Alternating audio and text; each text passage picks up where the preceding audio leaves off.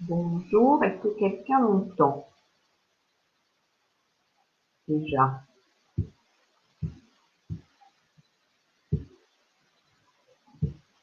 Credo est un peu technique.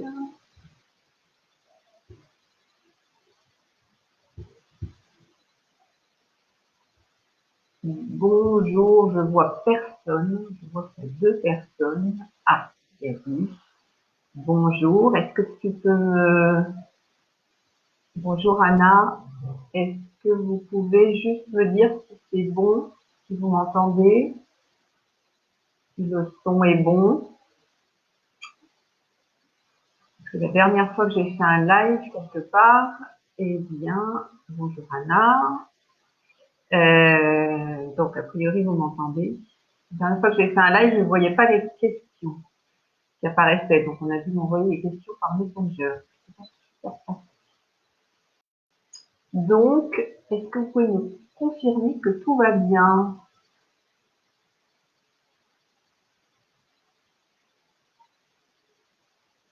Ça a l'air d'aller. Anna, c'est bon, ou le oui, c'était pour répondre à ma question. Ça saute l'image.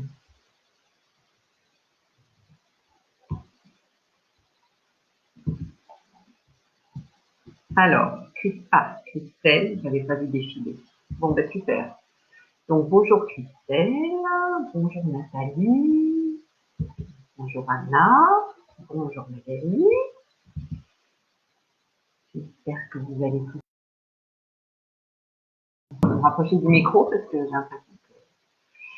Bon, alors, est-ce que vous avez des questions ou est-ce que pour certaines d'entre vous, vous voulez que je me présente rapidement pour qu'il y en a qui ne me connaissent pas?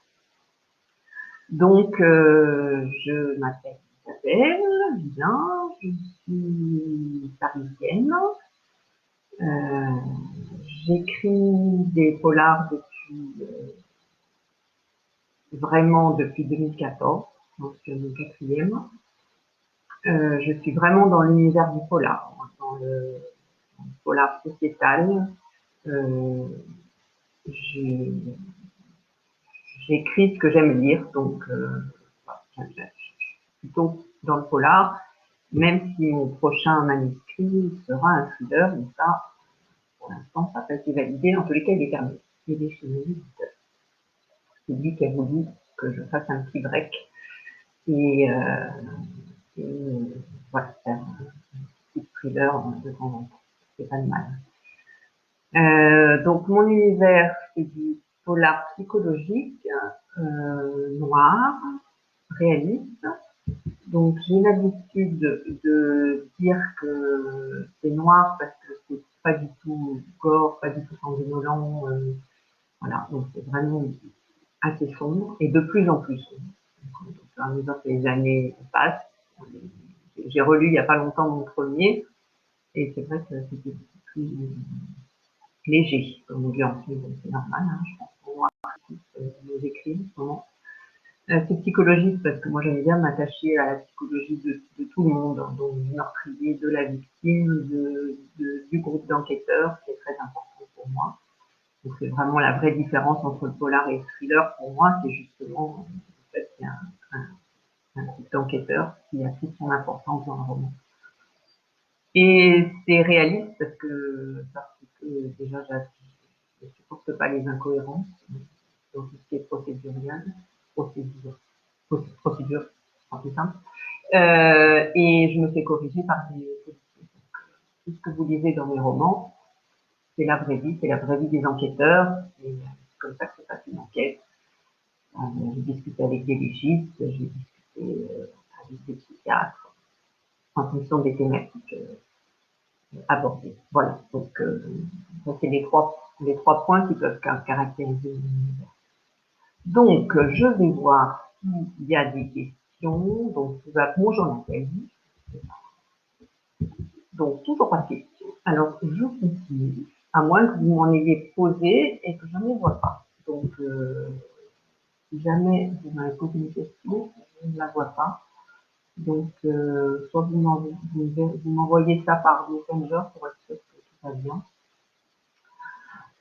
Donc, si, c'est bon. Hein, voilà, donc je vois les questions. Donc, Magali, tu dis que ton éditeur a souhaité que tu fasses un break avec le polar. Pour quelle raison on a vécu en eux? Bon, alors avec Magali, pour Magali est passée un live chez vous. Nous sommes édités toutes les deux par Tornada. Donc, on connaît très bien notre éditeur toutes les deux. Ça fait 4 polars que j'écris, 2 chez eux et 2 avec un précédent éditeur. Le cycle avec Blessure Invisible, le dernier qui est sorti en janvier, le cycle se termine. Et c'est vrai que Joël et Patricia, les deux, voulaient que je sorte un peu de ma zone de confort et que j'essaye d'écrire autre chose pour proposer autre chose aux lecteurs. Alors même si les lecteurs, tous les lecteurs qui me suivent, même pour le polar et pour Rebecca et toute la vie de ce groupe d'enquêteurs auxquels ils sont tous attachés, mon éditeur m'a dit, écoute, essaye de faire autre chose. Donc je lui ai proposé un polar historique. Je voulais quand même rester dans le polar et j'adore l'histoire. Donc je voulais absolument essayer de caser mon polar historique. Et pour ceux qui connaissent Joël, il est très très sympathique, très gentil. Mais quand il a une idée en tête, il n'a pas ailleurs et il ne voulait pas de polar historique. Donc, bon, il m'a dit si, essaye le thriller, tu vas voir, c'est sympa. Donc je m'y suis mise, j'ai eu beaucoup de difficultés. Alors, pourquoi est-ce que j'en avais envie? Non, au départ, pas du tout. Je ne savais pas quoi écrire, je savais pas, j'écris des romans assez courts, je ne savais pas comment faire monter la pression, déjà j'en lis pas beaucoup, et donc je me suis mis à lire des thrillers, et je savais pas quelle thématique, moi les thématiques sont très importantes pour moi, je savais pas quel thème aborder, enfin, j'étais complètement paumée. Donc, j'ai dû réfléchir au problème pendant 2 mois, avec eux d'ailleurs, ils ont été super là-dessus. Et j'ai trouvé une idée. J'ai trouvé un jour en regardant la télé une émission, je me suis dit tiens, et en plus c'est dans l'air du temps, je vais parler de ça. Donc c'est un thriller, on va dire, écologique, une sorte de retour aux valeurs fondamentales, retour à la terre. Et évidemment, il n'y a rien qui va se passer comme prévu et ça va dégénérer complètement. Et quand j'ai fini, quand j'ai mis le mot fin, j'étais hyper contente. Et je suis rarement contente de moi. Et j'étais vraiment contente. Je me suis attachée au personnage principal. J'en rêvais. Enfin, franchement, je suis toujours accrochée. Là, j'attends les retours. Il n'a toujours pas lu parce que tout est un petit peu à l'arrêt. Donc il m'a dit t'inquiète pas, je vais le lire. Je suis très très anxieuse. J'ai déjà fait lire à 5 des lecteurs qui ont tous trouvé ça top. Donc je suis vraiment contente. Et coucou Marianne, c'est gentil de passer. Et non, franchement, voilà. Alors après, on va corriger. Mais c'est vraiment, alors pour les auteurs qui écrivent les deux, donc je sais que Bernard Minet écrit les deux, Tapian il fait les deux aussi. En général, les auteurs font polar ou thriller, et c'est vrai que c'est un exercice d'écriture totalement différent. Vraiment, on sort, voilà, il ne faut pas d'enquête, quelquefois il n'y a même pas de mort, un thriller, c'est vraiment particulier. Bon, j'ai bien aimé, mais je vais retourner à Rebecca en 2022, et peut-être que je referai des thrillers de temps en temps, on verra. Les lecteurs m'auront dit les retours que j'aurai eus. Alors, je remonte les questions. Nathalie, pas encore eu le temps de te lire. Ah, c'est tout. Y a-t-il un ordre dans tes livres? Alors, mes livres, alors déjà, Nathalie, et j'annonce présent aussi, J'offre jusqu'au 11 mai ou jusqu'à plus, hein, je ne sais pas, la date du déconfinement région parisienne, je pense qu'on sera le dernier à être confiné. J'offre le premier en numérique. Voilà, ça c'est déjà, ça s'appelle Peine Capitale, qui date de 2014. Et en fin de compte, il fonctionne par deux. Donc, il y a Peine Capitale et Âme battue. Donc ça, c'est les deux premiers. Ce sont les deux premiers. Et après, j'ai changé d'éditeur. Je suis tombée sur un bon éditeur qui a fait bon boulot, parce que celui d'avant, malheureusement, il ne disait rien. Il n'y avait pas d'éditeur, pas de diffuseur. Donc, les bouquins n'ont pas été visibles du tout. Donc, je faisais quelques salons. Donc, en gros, les lecteurs, ils ont commencé à me connaître avec Mauvais Genre. Donc, on peut parfaitement commencer avec Mauvais Genre. Mais par contre, il fonctionne par deux. Donc, c'est Mauvais Genre et Blessure invisible. C'est mieux de commencer. Il y a un fil rouge dans les deux romans, donc je termine avec Blessure invisible. Et sinon, tu peux commencer par Peine Capitale que je t'offre. Voilà, en numérique. Je te l'enverrai par Messenger. Et voilà, le seul avantage de commencer par le début, bon, c'est le premier, donc il y a des imperfections, des gentillets, voilà, ça s'assombrit vraiment de plus en plus et ça se développe vraiment de plus en plus. Et les personnages sont beaucoup plus complexes, les enquêtes aussi. Non, enfin, ça reste le premier, donc je ne le regrette pas. Et on voit l'évolution surtout de Rebecca, qui est la commandante au Francisque et des Orfèvres, et de son groupe. Donc pour ceux qui sont, je sais qu'il y a des lecteurs qui aiment bien connaître toute l'évolution et qui aiment bien absolument commencer par le départ. Sinon, les enquêtes sont totalement dissociables et des thématiques aussi. Alors, Christelle, j'ai commandé Blessure invisible à la librairie noire et à la librairie noire de Bruxelles. Et dès que je le reçois, je me lance dans la lecture des 4 à la suite. Et ben voilà, donc j'avais pas lu. Donc Christelle fait partie des lectrices qui veulent tout lire depuis le départ. Voilà. Je dois patienter un peu car il est en rupture pour le moment. Donc la librairie, juste confirme-moi, que c'est la librairie noire de Bruxelles, de Marc-Olivier. Est-ce que tu me le dis ou pas?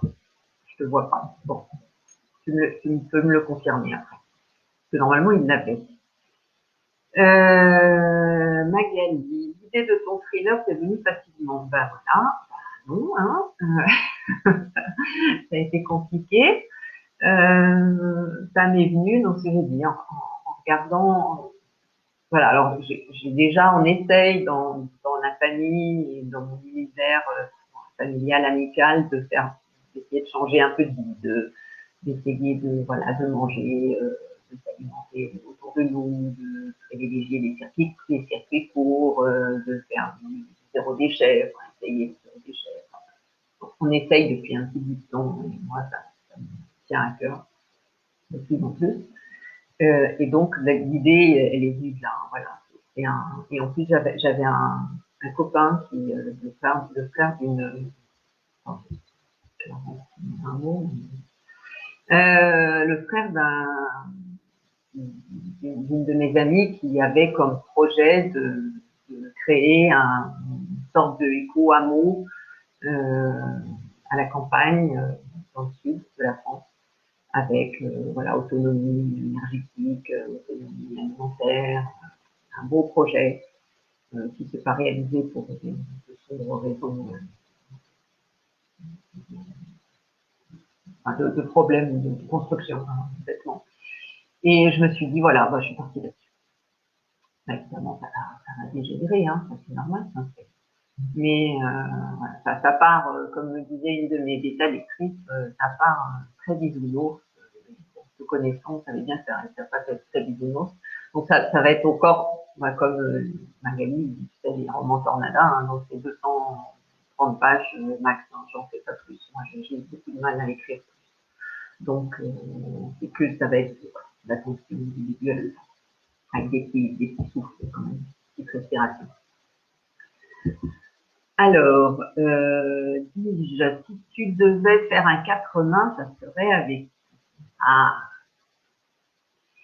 donc, un 4 mains. Alors, je ne sais plus si Magali l'a dit sur ce live ou pas, nous avons écrit avec Magali une nouvelle à 4 mains qui s'est extrêmement bien passée. Alors pourtant Magali, elle n'écrit pas du tout ce que j'écris. Moi je répète, je suis dans le polar pur et Magali elle est dans le thriller pur. Donc son premier roman, La cave occupée, c'est juste de l'angoisse non-stop. On en a fait de la page 1 à la page 120. Et voilà, moi j'ai proposé à Magali, comme je ne connaissais pas beaucoup de monde et que les filles de thriller, du groupe Thriller et vous voulaient lancer leur recueil pour leur salon l'année prochaine, j'ai proposé à Magali de faire la nouvelle avec moi. Je lui ai dit que ça pourrait être rigolo, on va bien s'amuser. Donc j'ai demandé des conseils à Clarence, qui elle avait déjà fait une nouvelle à 4 mains avec Sylvia. Et elle m'a dit, bah, écoute, voilà comment nous on a fonctionné, on l'a fait cool, on cherche une idée, et puis voilà, ça part comme ça. Donc voilà, on est parti, c'est Magali qui a proposé l'idée de départ, et on a écrit une page chacune, donc c'est une nouvelle, c'est 12 pages, qui s'appelle Maudite, en exclu, et qui est franchement pas mal. Moi je l'ai fait lire à mon mari, qui n'aime pas du tout le polar, ni le thriller, voilà, qui n'aime pas ce que j'écris, très très bien, tout se passe bien. Et là, il m'a dit, c'est pas mal du tout. Donc là, Magali, je pense que c'est bon, on est tranquille, on va être une idée. Donc, comme ça s'est très bien passé, la nouvelle s'est très bien passée, oui, ça serait sympa. Bah, peut-être avec Magali, enfin, en tous les cas, ça serait idéalement avec, je préférerais faire avec quelqu'un de Tornada, c'est sûr. Il y a un autre auteur de Tornada qui m'a proposé, mais là, on a vraiment des styles totalement différents. Mais bon, ça pourrait être intéressant aussi. Non, je pense que moi, ça m'amuserait beaucoup parce que c'est vraiment c'est un autre challenge. Enfin, j'ai déjà fait le thriller, ça a été un gros challenge pour moi. Et le 4 mains en roman, je vais attendre que Clarence et Cyril fassent le leur. On va voir s'ils s'engueulent. Mais il n'y a pas de raison. Enfin, Magali, il est tellement gentil. Donc, je suis sûre que ça se passe très bien. Il faut trouver le thème maintenant. Voilà. Donc, Christelle, c'est bien celle-là. Donc, c'est la librairie Marco. Et il n'en a plus pour le moment. Eh bien, disons, c'est une bonne nouvelle, si tu n'entends pas. Bonsoir, Danica.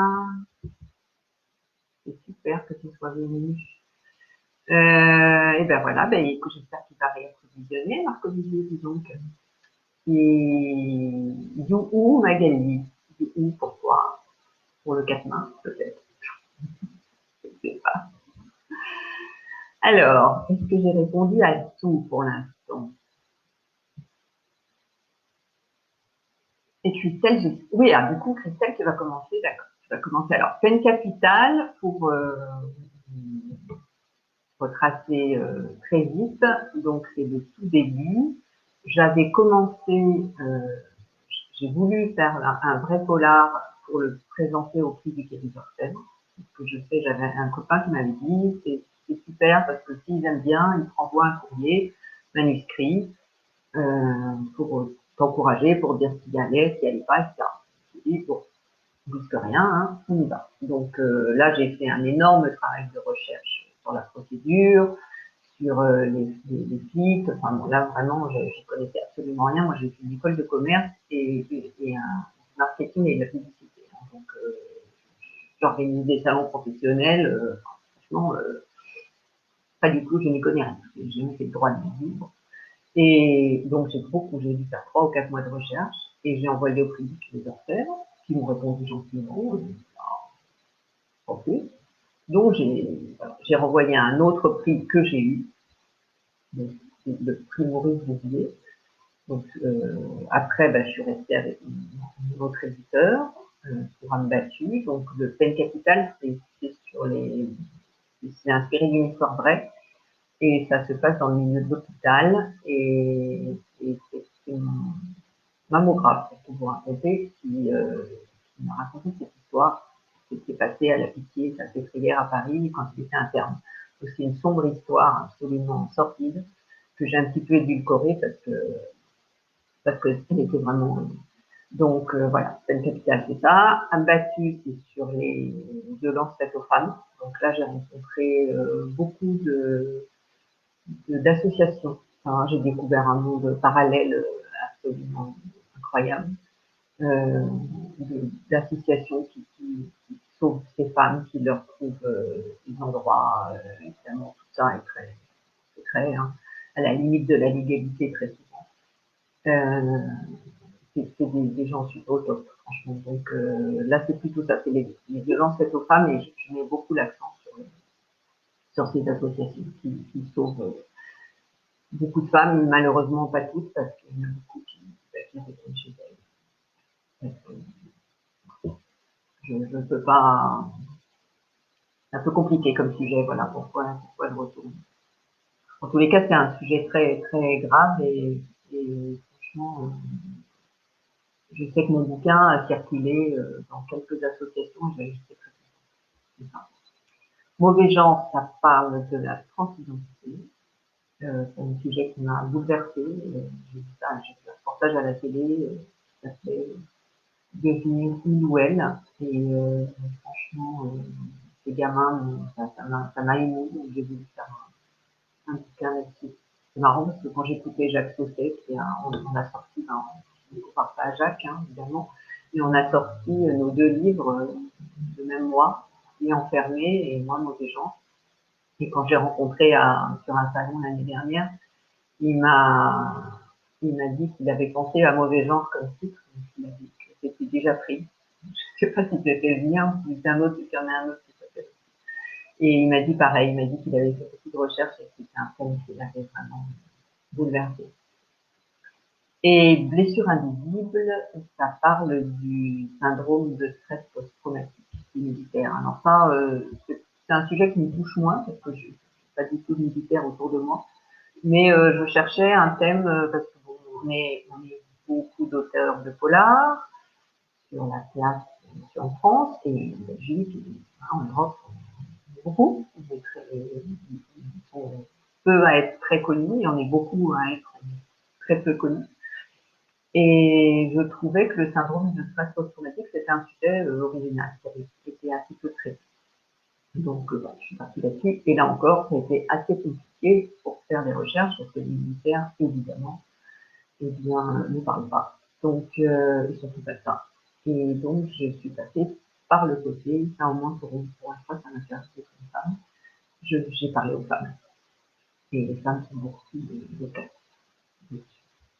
Alors, j'ai vu qu'il y avait plein de copains qui étaient arrivés. Donc, je vais dire bonjour à Marc, côté Marc.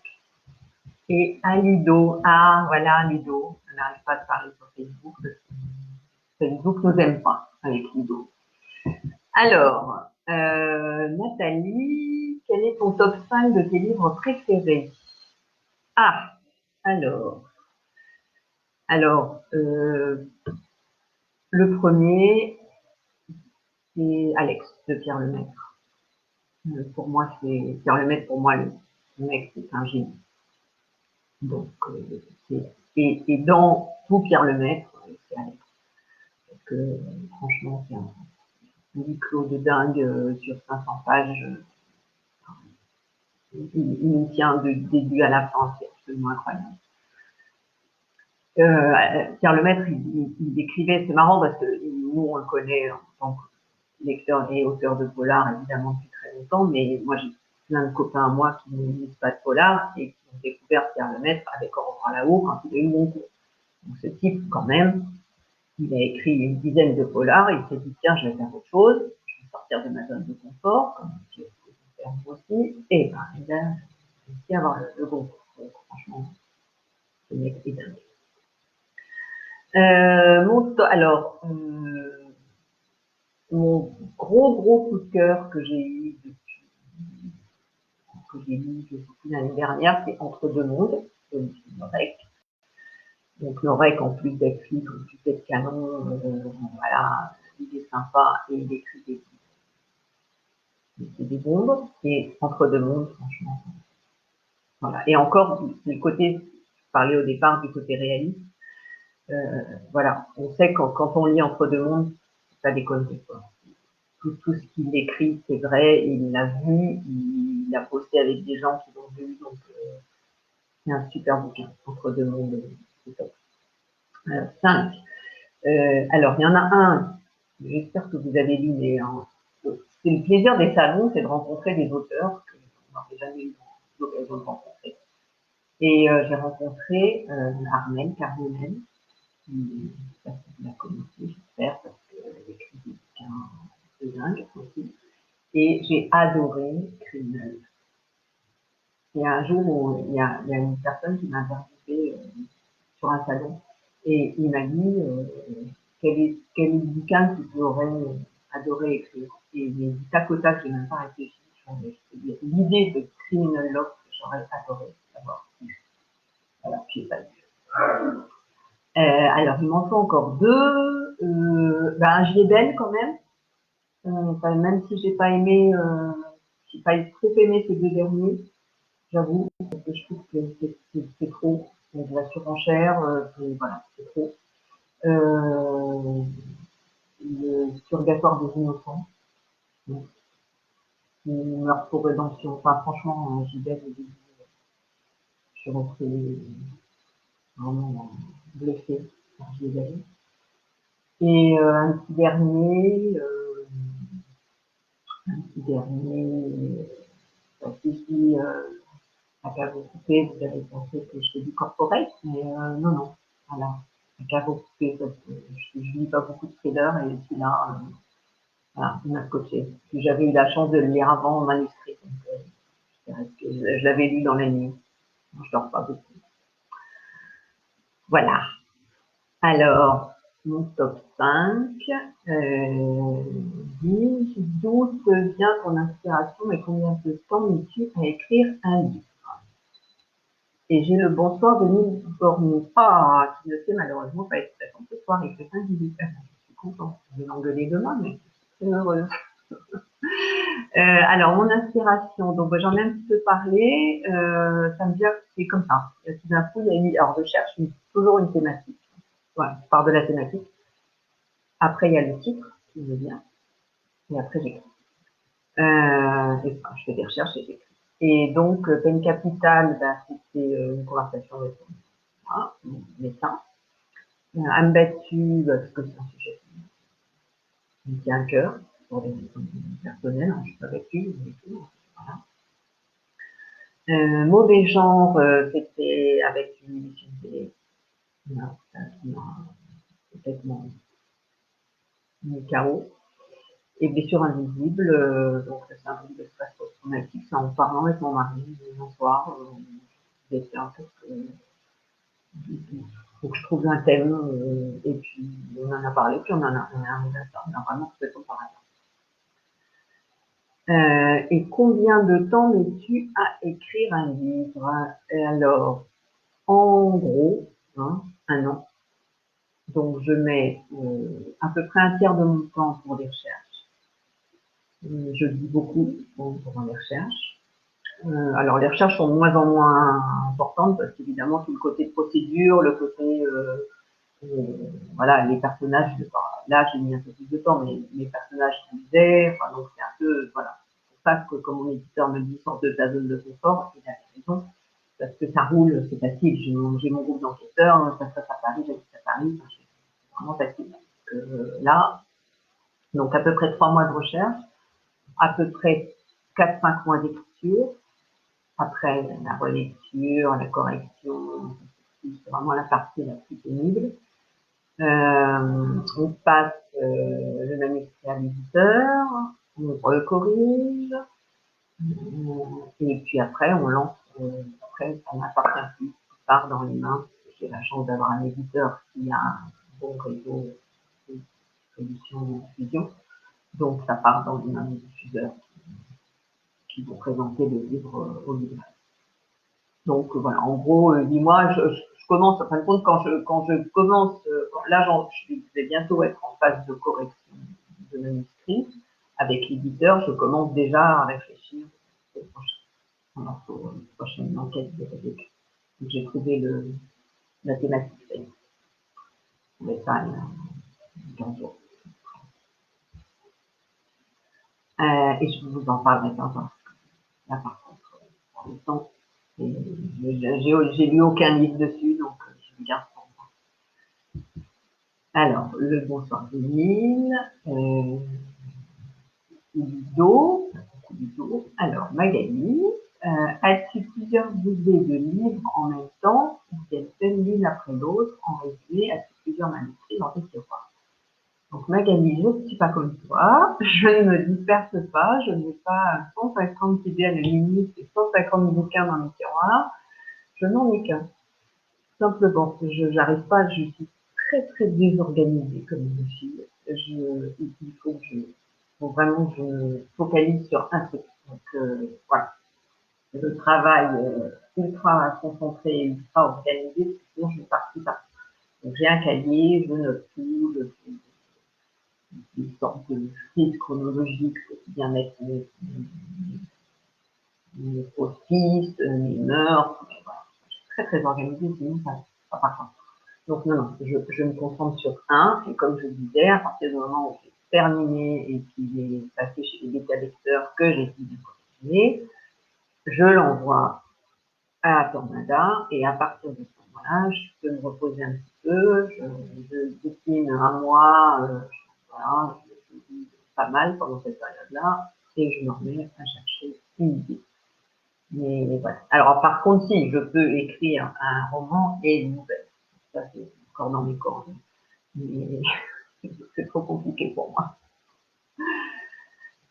Anna, pour écrire, tu commences par un scénario et tu t'y tiens ou c'est comme cela?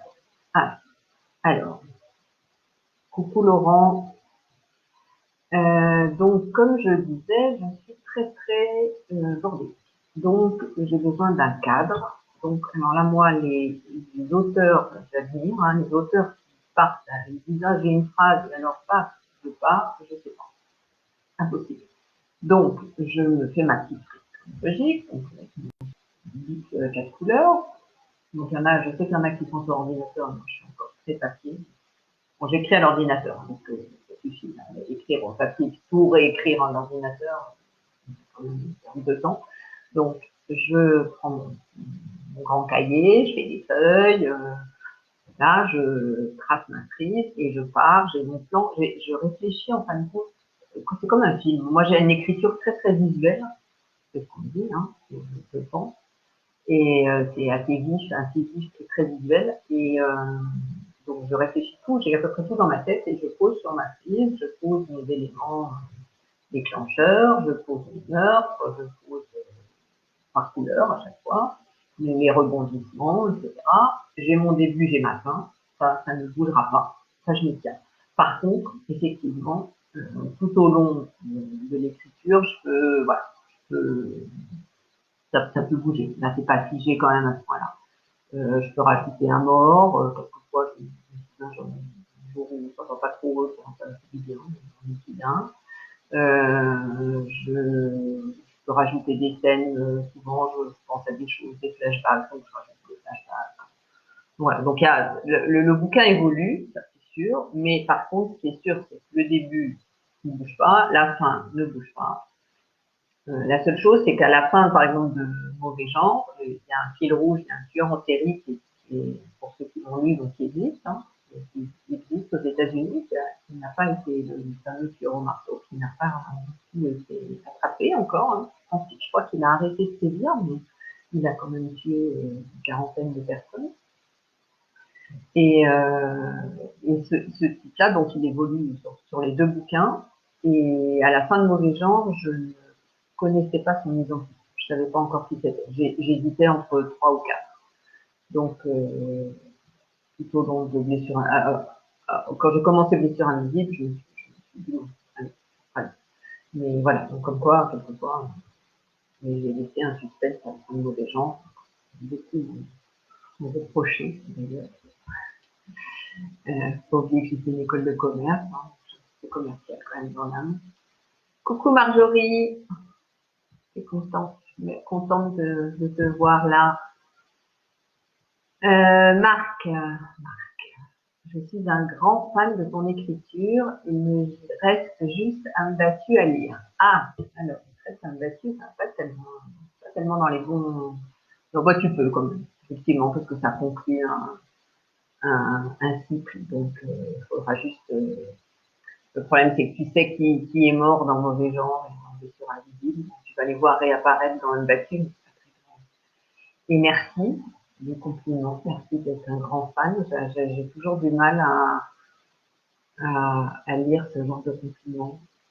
Là, j'ai eu un retour de Blessure invisible par une blogueuse quand même qui est assez connue et je savais qu'elle avait lu le bouquin début mars et je ne voyais pas le retour arriver et j'étais très très stressée.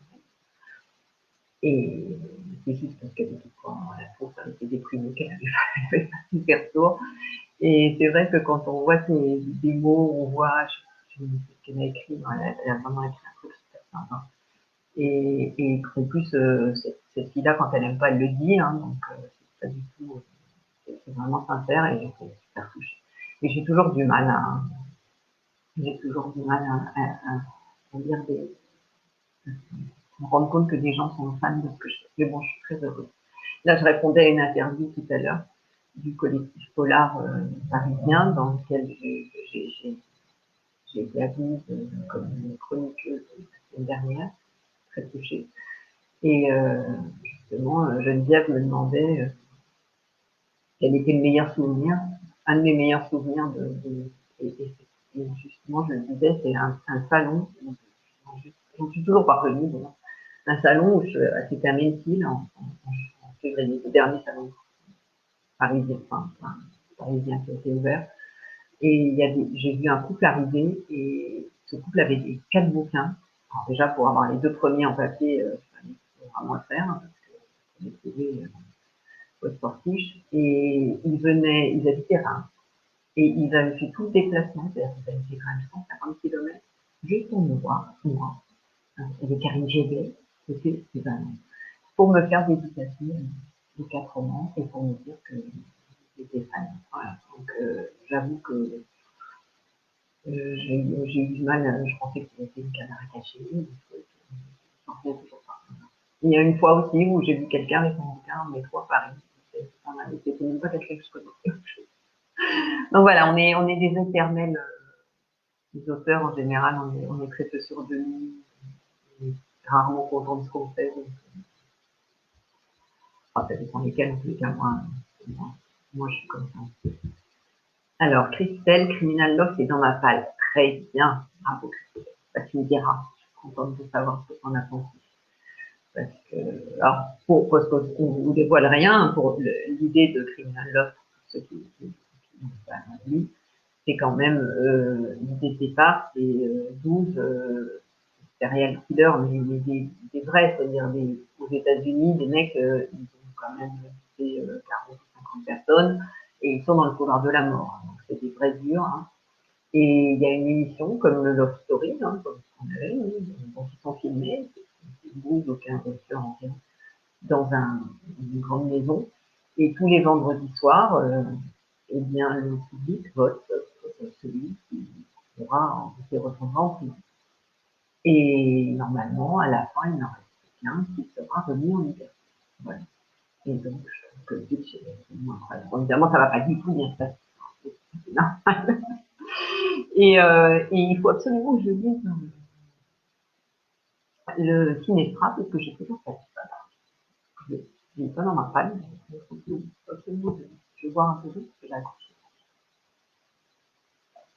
Alors, Marianne, est-ce que tu te fixes une durée obligatoire d'écriture tous les jours ou comme beaucoup d'auteurs, un nombre de caractères ou de mots? Alors, bon, déjà, je dors très très mal depuis de nombreuses années, donc le matin, il ne faut rien me demander. Déjà, il ne faut rien me demander avant que je prenne mon café. Il ne faut rien me demander du tout. Je n'ai pas du tout de cerveau en état le matin. Donc, je fais tout ce que je dois faire dans ma maison, le ménage. Je fais à mon foyer. comme il faut le matin, et je me mets à écrire à partir de, j'espère que vous avez pas l'image qui saute, parce que moi, ça reste pas de sauter. Je me mets à mon bureau à 14h et j'en sors à 19h. Voilà. Que j'écrive pas, que je réécrive, que je fasse des recherches. Voilà. Je bloque de 14h à 19h, téléphone coupé maintenant, parce que, enfin coupé, notification coupée, parce que sinon avec Facebook ça n'arrête pas. Et WhatsApp, faire. Donc voilà. Donc je m'astreins à à ce créneau horaire parce que, comme je disais, je me disperse très facilement. J'ai toujours quelque chose à faire, donc sinon ça n'avance pas. Mais un nombre de mots, non. Par contre, un créneau horaire, oui. Marc, as-tu un livre en cours d'écriture? Alors, je ne sais pas quand tu es arrivé, Marc, mais je disais que j'avais fini mon manuscrit, mon dernier manuscrit qui sera un thriller pur et dur et noir. Voilà. Donc, il est chez Tornada, en attente d'être lu. J'espère en attente d'être accepté, qui sera accepté, pas en attente qui sera accepté. Et donc, je réfléchis en ce moment, là, ça y est. J'ai eu, avec le confinement, là, j'ai eu une petite phase, comme beaucoup, un peu compliquée, de lecture, d'écriture. Enfin, la nouvelle m'a fait beaucoup de bien, d'ailleurs, avec Magali. Et voilà. Donc là, j'ai trouvé mon idée et je vais partir pour les recherches. Laurent, coucou Laurent. Là, en coup de vent, mais je reviens tantôt. Je me dépêche. Ah, c'est belge, franchement. Il est parti faire du kayak. J'ai appris que vous aviez le droit de faire du kayak. C'est belge, vous avez trop de chance. Nous, on n'a même pas le droit de faire du kayak. Là, c'est Salvatore qui m'a transmis la vidéo d'un de nos humoristes. Mais alors, il s'appelle Hugo, je crois. Hugo, je sais plus comment. Mais j'ai ri toute seule pendant au moins un quart d'heure. Franchement, je trouve ça extraordinaire. Le mec, il est avec son paperboard, il raconte le plan de déconfinement. Bon, on a une limite, là, nous, on a fini le lendemain, hein, c'était moins drôle. Mais sinon, on n'est pas habitant Paris, on est mal barré. Alors, Hello Marc, quand notre prochaine rencontre? Tous les deux? Et ben, quand on va pouvoir boire un coup, Marc, quand les bars vont être réouverts, parce qu'on a un petit groupe, enfin un grand groupe de lecteurs, auteurs. On a décidé qu'en région parisienne, on avait créé, comme c'est passé dans notre région, des rendez-vous auteurs-lecteurs, et donc Marc a été un des premiers, enfin des premiers apéros. Et c'était bien sympa. Donc on a beaucoup papoté et c'est pas venu après, Marc. Donc, pour l'instant, alors on n'a pas eu de chance, hein, parce que nous on a eu les gilets jaunes, après on a eu les grèves, donc on ne pouvait même plus se déplacer le métro, et maintenant on a le virus. Donc c'est vrai que ça fait bien 6-8 mois qu'on ne s'est pas vu. Et qui n'était pas venu au salon de Nancy parce que tu devais bosser. Donc, bientôt, Marc, on va se retrouver. Ça passe très vite, t'inquiète pas. J'ai adoré Jeu de main de Laurent. Il est dans ma palle, Jeu de main, d'ailleurs. Et Laurent, je me suis rendu compte que j'étais très embêtée parce que j'avais dit pour mon prochain bouquin, et ben, je pouvais l'appeler Jeu de main. Je trouvais le site super et je me suis rendu compte qu'il était triste. Je suis bien embêtée maintenant. Alors, Didge, tu parles d'écrire comme un film. Verrais-tu un jour l'un de tes romans en série ou téléfilm? Et te verrais-tu écrire pour une série? Alors, ça c'est une bonne question. Donc, j'ai signé un contrat, comme tous les auteurs de Tornada, hein, je vous rassure, de droit audiovisuel, parce que, il y a quelqu'un qui s'intéresse au catalogue de Tornada. Je verrais bien Mauvais Genre sur un livre, effectivement, en mini-série. Je trouve que ça serait top, parce que franchement, on voit quand même la télé française, il y a des très bons trucs à la télé française. Il y a des séries qui sont quand même assez moyennes, complètement incohérentes. Alors moi, ça me fait dresser les cheveux sur la tête, des trucs. Bon, des médecins légistes qui résolvent des enquêtes, des psychologues qui sont Donc c'est divertissant, hein, mais c'est complètement irréel. Donc oui, je verrai très bien, oui. Il y a aucun problème.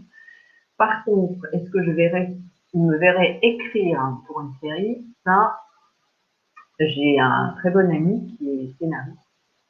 Enfin, j'en ai plusieurs. Mais lui, il a notamment écrit 2 saisons d'Engrenage.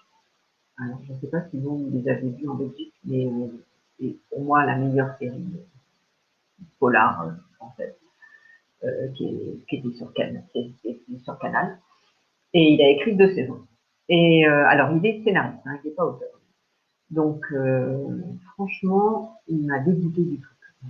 Il m'a dit, tu n'as le droit à rien, on te dit qu'il faut écrire. Il a un jour, il tenait un de ses personnages, la production lui a dit qu'il fallait se débrouiller parce que, évidemment, l'acteur ne voulait plus jouer dans la série, parce que ça, il faut prendre en considération les desiderata et les envies des acteurs et des actrices. Donc, le mec, il voulait se barrer de la série, donc il fallait lui.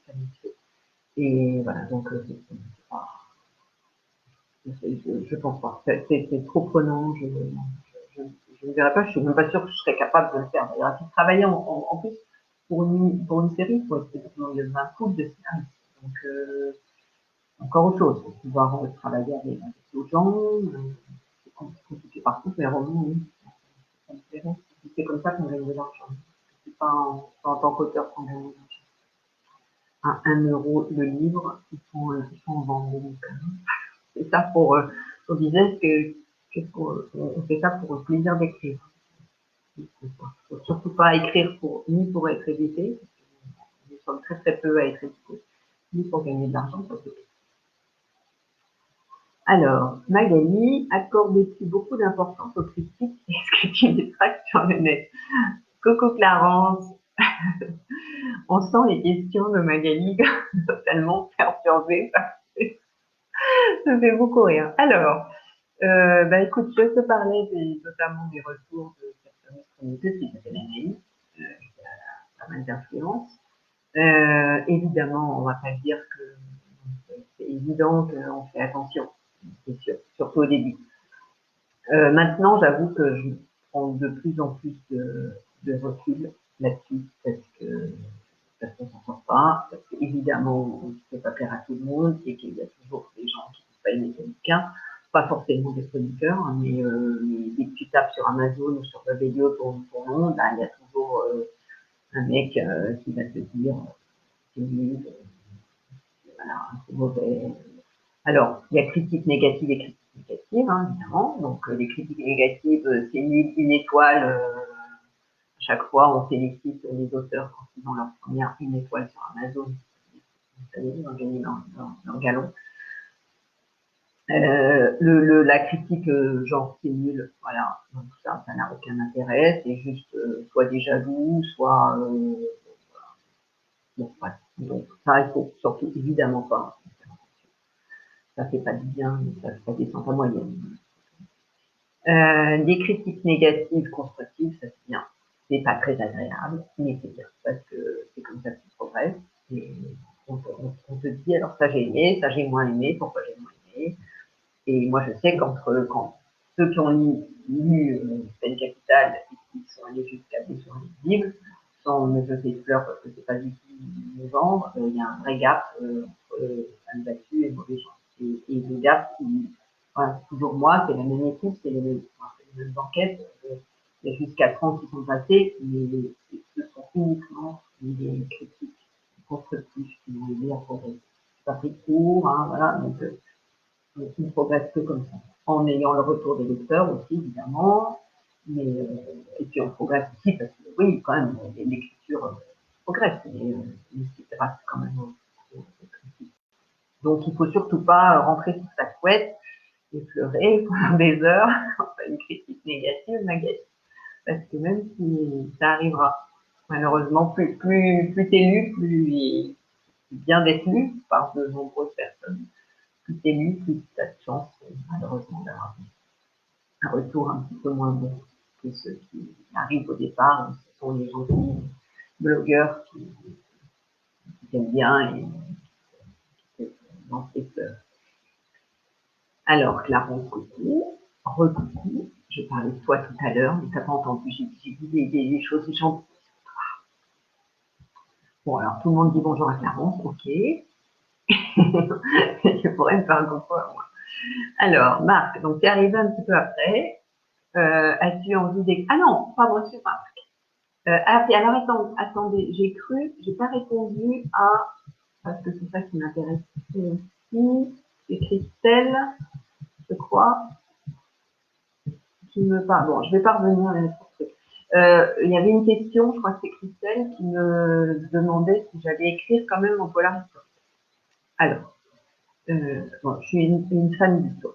J'adore plein de périodes. Mon éditeur m'a dit, écoute, avant de me dire que j'ai fait il m'a dit, tu vas à la FNAC, tu vas chez Cultura, tu discutes avec des chefs de rayon, des libraires, et tu vois ce qu'ils pensent du polar historique. Donc, j'y suis allée. Évidemment, donc quand vous arrivez à la FNAC, vous avez 300, 400, 50, 500 bouquins thriller, polar sur les tables de présentation, sur des niches, voilà, combien d'exemplaires. Et le polar historique, il est dans un petit coin, à gauche, qu'on ne voit pas quand on rentre. Et il y a Ken Follett, qui est quand même, pour moi, plus bête. Donc il y a Ken Follett, il y a Jean-Christophe Porte, hein, on sent bien, actuellement. Et voilà, c'est tout. Et ben, ça se voit pas, il y a très peu. Et le problème, c'est que le guide polar historique, c'est bien précis. Et il faut tout le travail que j'ai fait depuis 4 ans sur le réseau, il faut être toujours comme ça. Donc, alors, ce que j'ai fait, j'ai écrit une nouvelle historique qui est en téléchargement gratuit sur le site de Tornada, qui s'appelle Naissance et qui est sympa. C'est 12 pages et j'aime beaucoup la peinture et j'aime beaucoup la période de la belle époque. Voilà. 1900, toute cette période avant-guerre, moi, elle m'intéresse. Donc j'ai fait une nouvelle qui parle de Marc Chagall entre 1900 et 1913. J'aime beaucoup aller dans les musées. À Paris, on a beaucoup de chance. Donc, j'ai une conférencière et elle m'a fait visiter la ruche, qui est donc l'endroit où Chagall et tous les autres, tous ces peintres russes d'exil qui sont arrivés à Paris en 1900 et ils vivaient tous ce temps. Et elle me racontait que la dame qui tenait cette ruche, on appelle ça la ruche, hein, c'est un fourmilière, on disait la ruche, et, et elle avait, donc quand Chagall est reparti à Saint-Pétersbourg, elle avait gardé donc une dizaine de toiles de Chagall et elle en avait fait une cage à poule. Et elle avait bien mis, elle avait foutu ses poules dedans. Sur le marché Chagall. Après, je pense que la pauvre dame, elle a dû se manquer les doigts une fois qu'il est devenu très connu. Donc c'était très intéressant. Donc, si vous voulez, c'est gratuit. Sur le site de Tornada, ça s'appelle Naissance. On est plein d'auteurs à faire des nouvelles, à laisser des nouvelles à livre service. Vous téléchargez et voilà. Et c'est vraiment, moi j'ai bien aimé, c'est une nouvelle sympa. C'est une période sympa. Alors, je défile. Coucou Marc. Magali, quels acteurs verrais-tu jouer les personnages principaux? Alors, donc moi j'avais, non, je suis une dame de cinéma aussi, enfin, j'aime tout, je me disperse beaucoup. Je suis une musicienne et je suis une fan de cinéma. Je voyais Audrey Fleurot dans le rôle de Rebecca, sûr. Enfin, je ne posais même pas de questions. D'ailleurs, je pensais lui envoyer les deux exemplaires en me disant que j'avais pensé à elle. C'est jamais. Voilà, je dis et c'est tout. En fin de compte, je reviendrai sur lui.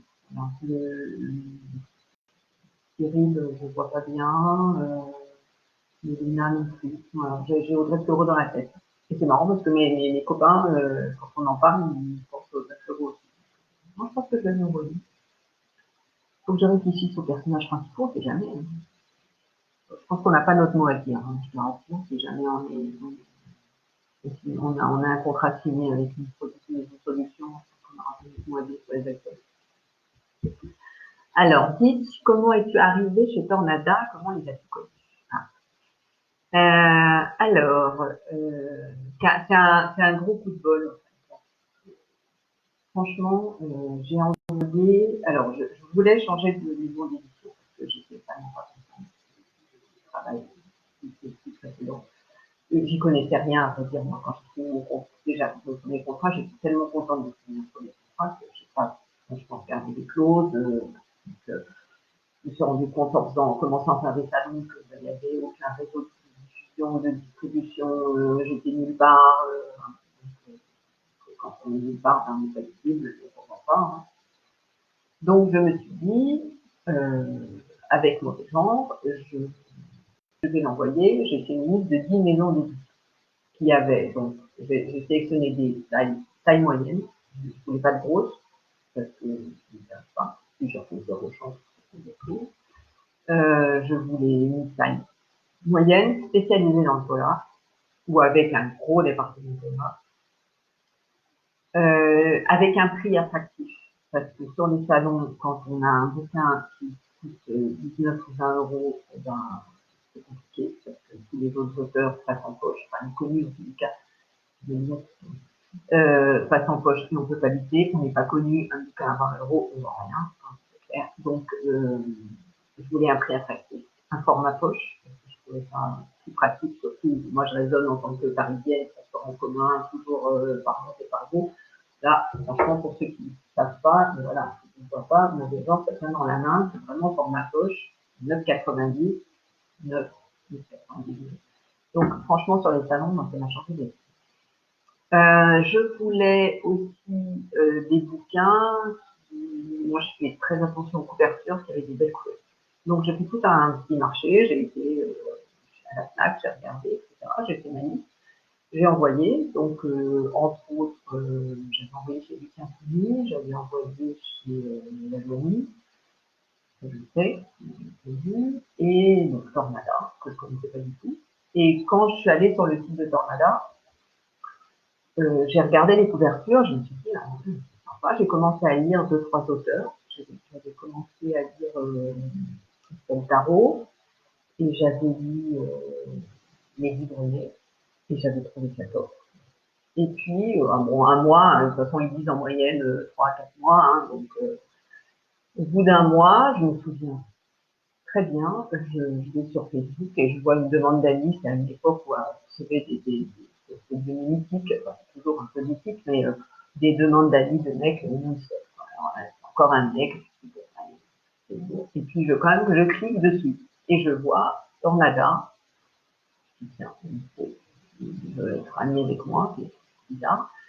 Et puis en même temps, je reçois un mail de Tornada qui me dit que voilà, ils ont beaucoup aimé Mauvais Genre et qu'ils voudraient me parler. Et il m'a donné son téléphone, et il m'a appelé-moi quand j'étais. Donc là, évidemment, je suis un peu restée sur mes têtes. Et je l'ai appelé tout de suite. Et le contact est passé. Et on en a parlé avec Magali. Et puis on en parle avec tous les auteurs de Tornada. Franchement, alors on dit qu'on est très corporel dans toutes les éditions, mais c'est vrai. Ils sont incroyables. Franchement, déjà on s'entend tous super bien. On est tous sur le même niveau. Voilà, on est pareil, on est une bande, bah, plus ou moins, bien, on se connaît plus ou moins, mais c'est vraiment une bande de potes. Quoi. Et lui, il est disponible, ils sont disponibles 24 heures sur 24, 7 jours sur 7 en tous les cas, c'est sûr. Et il se concentre, c'est super dans cette maison d'édition. Alors, je ne sais pas trop comment ça se passe, mais il se concentre sur toi pendant 2 mois. C'est-à-dire qu'ils sortent un bouquin tous les 2 mois. Je pense que là, ils vont en sortir un peu plus.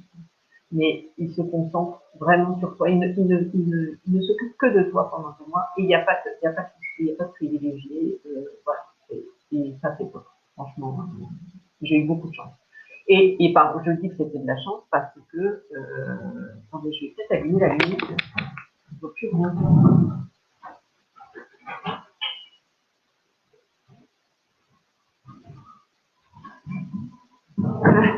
C'est mieux là. J'ai eu beaucoup de chance parce qu'en fin de compte, je suis tombée, mon manuscrit est tombé sur son bureau un jour où quelqu'un venait lui faire faux bon parce qu'il voulait être édité tout de suite. Alors que son catalogue actuel était plein pendant 6 mois, donc il a été battu. Et mon manuscrit est arrivé, j'avais un synopsis, il a lu le synopsis, ça lui a plu, et il m'a. Donc bon, il y a une qualité de bouquin, hein, certainement, mais il y a beaucoup de chance, franchement. Et à chaque fois, je vous dis, il ne faut pas hésiter à envoyer. Alors maintenant, les maisons d'édition reçoivent beaucoup les manuscrits par mail, ça coûte quand même moins cher. C'est quand même pas donné d'envoyer des manuscrits par poste. Mais il ne faut pas hésiter parce que voilà, quelquefois, ça marche. On est vraiment content. Alors, Christelle, chouette de la dire tellement. Très bien, tu me diras. À Nathalie, quel est ton pire souvenir dans un salon? Alors, mon pire souvenir dans un salon, mon premier salon, c'était à Mency en 2000. Ah non. Pire souvenir de salon, ça y est, je sais, c'était le salon, je ne pense pas que cet auteur-là qui le fait, de Brétigny-sur-Orge. Donc, c'était mon deuxième salon. J'ai assisté à la Mency d'abord, c'était pas trop mal passé, c'était qu'un 24 euros, qui faisait son ouvrage. C'était pas mal, j'avais rencontré les gens sympas. Et à Brétigny-sur-Orge, c'était dans un centre commercial de Fouchamp. Donc moi, je pensais que c'était bêtement dans le rayon culturel, quoi, comme la machine claire, voilà, l'espace culturel avec des bouquins.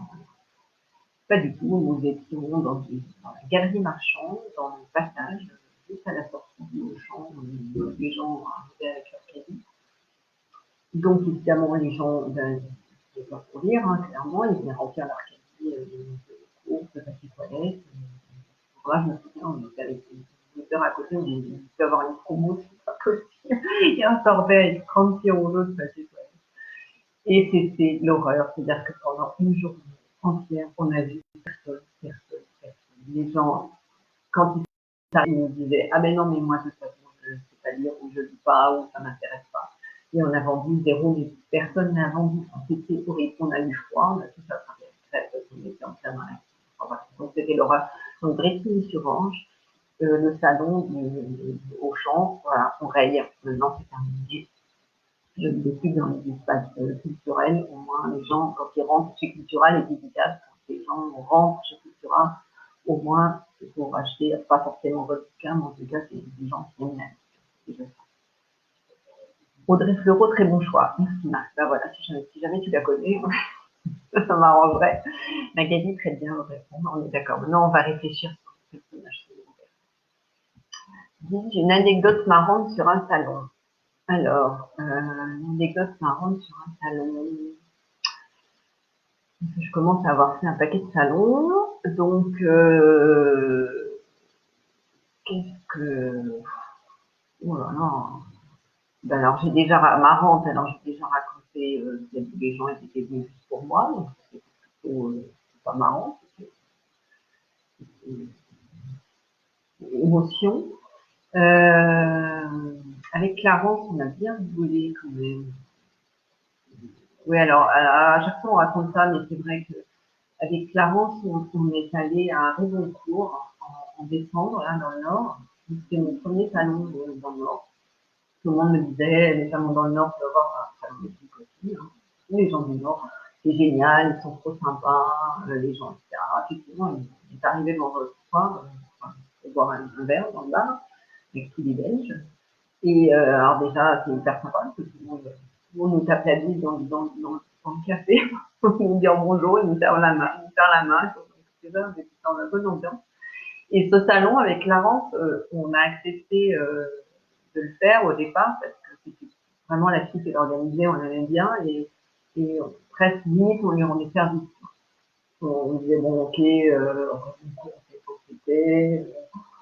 Bon, c'est un premier salon, la fille est sympa, elle dit, bien sûr, on va t'aider, on va venir.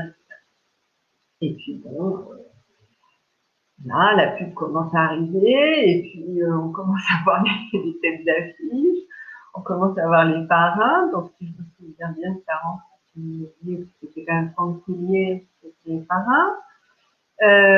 On voit que des noms qui arrivent, et donc on a lancé toutes les deux le hashtag qu'est-ce qu'on fout là, parce que franchement, on se demandait ce qu'on faisait là. Il n'y avait que des gens super connus, que ça. Il y avait une quarantaine d'auteurs et on devait être à 4, 5.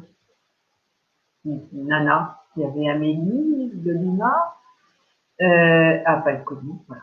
Mais c'était un top salon. On a vendu comme jamais. Il y avait un monde de dingue. Super sympa. Enfin, franchement, c'est un super beau souvenir. Donc, Raymond Court, top.